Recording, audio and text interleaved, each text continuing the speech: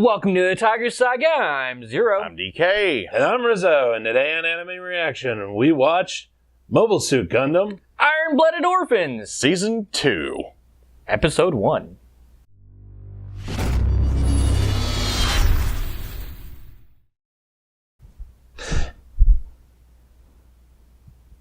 You better run.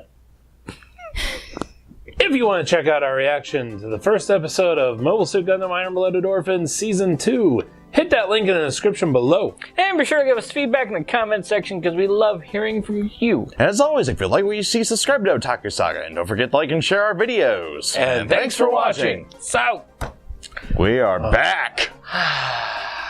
At the Gundam. Just as a little bit of a note, we just marathoned the second half of the first season because we hadn't watched it yet, due to certain circumstances when it was airing. yep.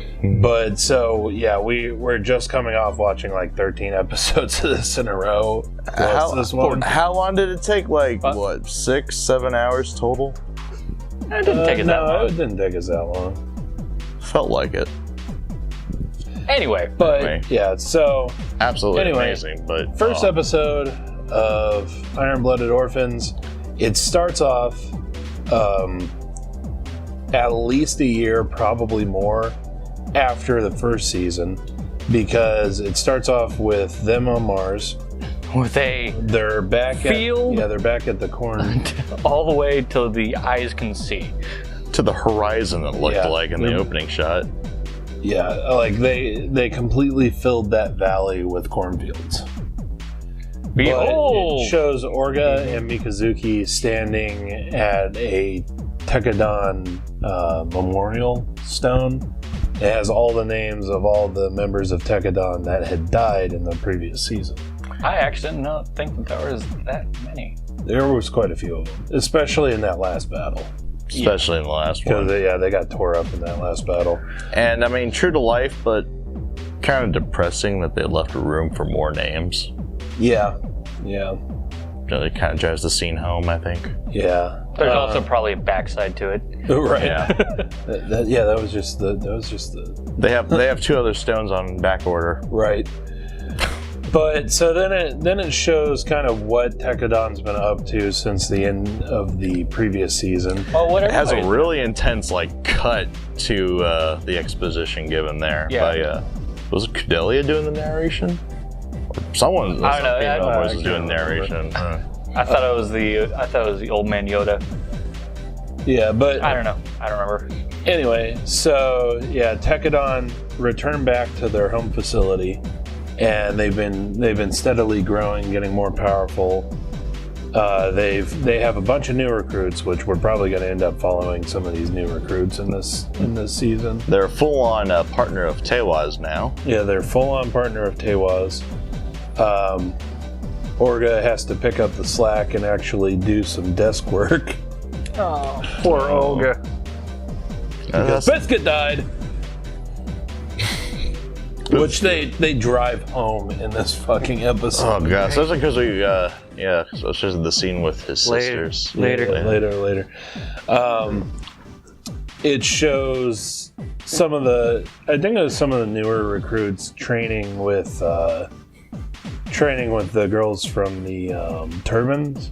From the Germans. Yeah, from the turbines, and Tekkadan has new mobile suits that are mass produced from Tewa's. Let's see what else. I think they have to buy those though. Yeah, they did have to buy those. They buy them at a It said- discount, Yeah, it though, said later so. when Orga was talking to, I can't even remember the guy's name because Orga always calls him Aniki. But the leader of the turbines, he basically Naze? bought them from a discount. You're talking about Naze? Naze. Naze? Is that his name? I think so. The Turbans Yeah, head guy? I can never remember. The Harem King. The Harem King. The Harem King. Interesting man in yeah. the solar system. Yeah, right. Anyways, so it shows that there was an orphanage that was built down there on the farm. on the farm. Pretty much, I guess it wasn't directly as a requested by Biscuit, but it kind of follows his wishes, I guess. Yeah. His sisters finally went to school, which is what like his main goal was throughout the whole first season. And then it shows Kudelia had started a company that deals with the half metal mining. Yeah. And she named the company after Fumiton. The company is Fumiton's last name, which I can't remember. Andros? Yeah, it's something like that. Andros. Wait, wasn't that the last enemy from Star Fox? It is. Andros. Andros! Uncle Andros! Can't let you do that, Rizzo. But yeah, so she has a meeting with I guess it was the guy who first let her do public speaking. And he tries to get her to help out with his cause, which she declines. And then she realizes that her upcoming meeting at the half metal mines is going to probably be problematic. Yep. So she hires Tekkadan. Naturally. And Creeper Dude has like the creepiest smile possibly in all of anime. Oh. Like akin to what the Grinch's smile in a cartoon movie. Right, yeah. That kind of creepy smile. Yeah, but on a regular human They face. do a really good job of making really creepy people in this series. Yes, they do. We had a scene with Cookie and Cracker in their school. Oh man, this was so like yeah, they got mad street cred for knowing Tekkadan, but then people keep yelling out about how their brother died a hero, and it just makes them sad. Oh God. Then it turns out that Mikazuki and Atra were picking them up to take them back to their grandmother's house for spring break. had the entire school in an uproar. So they show up, get in the car. Atra looks much less awkward behind the wheel in this season. She doesn't need the phone books anymore. Right. And then as they're driving, they're being... That's what she looked like in the first season. Yeah. Just about. They're flanked on either side by the mobile workers, and a car explodes right before they get to it. And it's basically at that point revealed that to the general public, Gjallarhorn has been reduced to a almost laughable terrorist force. Especially on Mars. Yeah. Oh, how the mighty have fallen. Right? Damn. I mean, here we are, a big-ass, mobile suit, space battleship, terrestrial armed force that expanded the majority of the inhabitable solar system, and now they're using terrorist tactics circa 1970s. And yet, in a scene that we get here, you actually get a conference, like a almost board meeting-like feel of Gjallarhorn. Oh yeah, the 7 stars. Yeah, the meeting with the 7 stars. And, oh god, what's his name? McLovin. McLovin. Especially on the lolly, yes. Nickname codified, McLovin. I think it's like McCullis or something like that, but McLovin. Yeah. McLovin is a evil, manipulative fucking bastard. But in terms of being evil, we might have met his match for this season. Yeah, you could definitely tell that it was set up where this guy is, definitely still evil, but more of an opposite of McLovin. But you could just tell, like, straight evil from his face. He's got the evil goatee. He's got the evil eyebrows. His hairstyle looks evil. Eyebrows? I thought those were like little toothbrushes. Yeah, his eyes look evil. I mean, just everything about this guy just screams, well, he's a baddie. But the thing that kind of stuck out for me the most, that put our rather peculiar eyebrowed friend as evil, was the way McLovin was looking at him when he spoke. Right. A pure disdain. When villains hate each other, you know they're bad. See, the big clue that you get is after the board meeting, when you get to meet probably a new pilot named Julius. Not Julius. Juliet. Who is sitting on top of a part of a wall or something like that. Yeah, some 10-point landing, definitely. Some weird ass architecture. But 10-point landing, and then proves to be completely retarded by catching a butterfly on the tip of its finger. I'm still not sure if it's a dude or a chick. Trap level, epic trap. Because they do refer to that character as he. Epic trap. I think they did anyway, but yeah, it catches a butterfly, or has a butterfly land on his/her finger. And goes Ozzy Osbourne on it. The fact that she could do that. What? Like, a butterfly usually would run away about here. Right. But But anyway, during that scene, you get a bunch of info on Mick, what's his face, Mick Evil Dude, and then of course the main general of the 7 stars was like, I totally see him coming, and bring it on. And he has this you can obviously tell evil grin. evil. And yet we get another Gundam Saga set piece, infighting with the evil faction. Yeah. Epic infighting. It's going to be a major part of the story. Yeah, and then so we go back to Mars, where Tekkadan is pulling security for Kudelia's little meeting. Little company meeting. Mind core or something. And the newbies are in charge of security. Well, part of it. Yeah, they were put involved. on one of the security teams, the one that's being commanded by Akihiko. I say that in air quotes because it's actually that It's other Ride's kid. unit. It's Ride's unit. Yeah. Akihiro's just there. Right. That's my line! That's my line. Oh, God. I've been there before. That's the Otaku Saga unit right there. So awkward.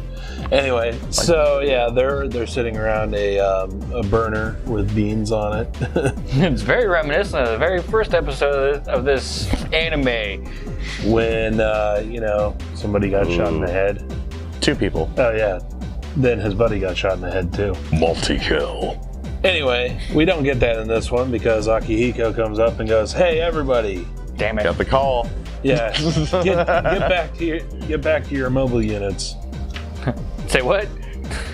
Yeah. Yeah, we're under attack. Yeah. What? But yeah, it's like, the leader of your unit said, or gave you an order. Hop fucking to it. Like, seriously. Damn But newbies. It really does make it very apparent who the newbies are and who the veterans are. Yeah. I guess say that veterans. is the point. Because some of the veterans are younger than the newbies. Yeah. and I mean, that's kind of the major theme throughout that whole battle, where it shows the newbies kind of struggling to get concepts that the veterans have down pat. Yeah. Or when the mobile suits finally appear, just, sheer panic through the ranks. Yeah, so when the mobile suits finally appear and all the mobile workers are moving back, and then they finally get back to the back lines and they're refitting, refilling ammo, refilling fuel, or they're supposed to be, and they're just sitting around, and then one of the guys, one of the veterans yells to them, "Hey, you need to refill your fuel." "Oh, but why? We're winning." Yeah, well, get the fuck back out there. Yeah, it's like, And dumbass, you could be counted on at any moment. Yeah. And one of the kid pilots who was piloting another one of the mobile workers was like, we can still do something. Yep. It's okay. They're gonna learn. They're gonna learn. They will learn by the numbers. They will teach them. Yes. But yeah, it was like, but they're mobile suits. We're just mobile workers. And? Do we have anywhere else to go? Well, you got someplace to be, princess. But yeah, so we get a nice shot of the Tekkadan mobile suits in action. You get all the old pilots and some new pilots too. Yeah. Then the tide turns because the enemy brings in 6 more mobile suits. And then the tide turns again because Mikazuki drops Barbados from orbit. Like fucking Chief. Yes. I'm just gonna hop down from here. Yep. Just sitting there with his horses. Literally just follows a shuttle from orbit and then jumps down once they get low enough that they're not, on fire. And it gives us this glorious shot of Mikazuki, starting at Barbatos, and then the screens go on, and then you see Mars right in front of him. Yeah, you see the curvature of Mars. And then he starts re-entering. You see the heat coming off. It's majestic. Yeah. Majestic fucking eagle. We're space nerds. Indeed. All of us. But, so, Mikazuki comes down and starts kicking their asses. Indeed. Oh yeah, and no, we didn't actually get to finish this battle yet, because that'll happen pretty much the right battle. at the end. Mikazuki started fighting right when the credits started rolling. So Yeah. But, like this series does. Mm-hmm. It's something to be pointed out that at the beginning of this episode, one of the newbies ran into Mika lying on the shop, sleeping on the shop floor. Very reminiscent of the first episode. And he's like, God, what the hell's up with this dude? And some people call him Devil, some people call him Friend. And he's sleeping there. What's up with this guy? And one of the, I think it was Ride? I think it was Ride. It was the short kid with the big ass blonde curl. Okay. Ride has short, red hair.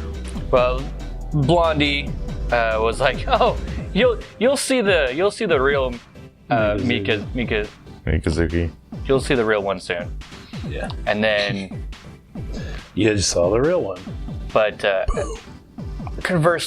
overtly, I think the leader of the team fighting against Tekkadan, who the name was revealed, the name was said, I just don't remember what it was, but The Mooks. yeah, keeps calling out, bring out your devil.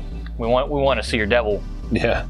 We're gonna kick your devil's ass. Good fucking luck, sir. Good fucking luck, sir. Especially on this re-entry, there's a point where you see Mikazuki's hands start shaking, and his eyes start working. That's reminiscent of his body doesn't work unless he is hooked up into the Gundam. Well, that's one of the things I really liked in this episode is that they didn't renege on the whole his body being fucked up, because they could have come up with some bullshit hand wavy thing around that where he's not a cripple. Yeah. But they totally went with it, and so when he's not in his Gundam, he can't use his right arm. His right eye doesn't see as well. Which you do see when he hooks into the AV system. I'll just call it because I can't remember the actual name. Some Indian name. Yeah. When he hooks into that system, you see, he's basically his arm. He can move My his arm hand again. I can feel my arm again. And then it shows his eye, and it's glassed over at first, and then it starts shaking. And then he blinks, and it has the kind of the spark, the light return to it. It was brilliantly done. Brilliant. Absolutely amazing. And possibly a genius metaphor. Perhaps he's not complete as a person unless he's fighting and killing folks. Probably. That's. Could be. I mean, throughout this story, Mika has been not all there And it's been called into question. many times. Usually by And, people on their way out. You can tell he's not a normal person. Oh, no. Especially at the end of last season, fighting against that crazy asshole. The one that was built into a mobile suit. Ein.